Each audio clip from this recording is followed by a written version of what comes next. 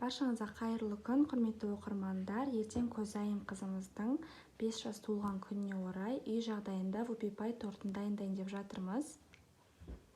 Ол үшін бізге жұмыртқа, шекер, май, какао, ұн, қосқыш қажет.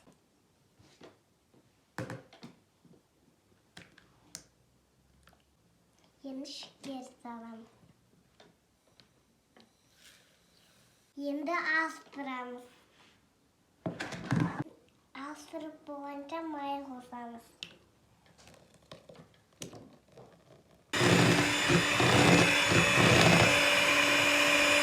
Енді какаоны саламыз. Енді ұнды саламыз.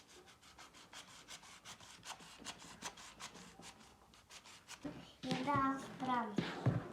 Енді астырып болып, енді тоғызға салып, енді пісіреміз. Нан саламыз.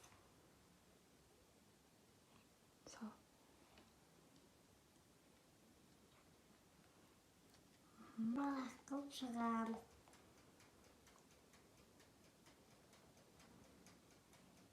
Жағып болды, енді тоғызға саламыз. Енді торты пісіріп болып, енді кремді дайындаймыз.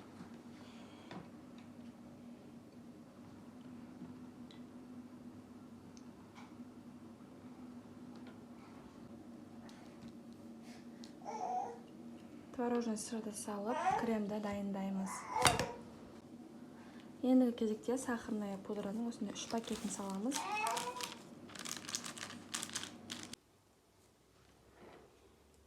Міне ең соңғы рет көрсетемін. Кішкенеден шығарамыз. Торттың соңына дейін апарып, үлкенірек шығарып, соң жағын үстін кішкене басамыз. Темір ыдыста алдын ала суымызды қайнатамыз. Үстіне шыны емес, пластмассаға Қазақстан шоколад 100 грамм және де 70 грамм сары майды салып ертеміз. Тортымыз дайын болды. Қонақтарды күтіп отырмыз. Сау болыңыздар.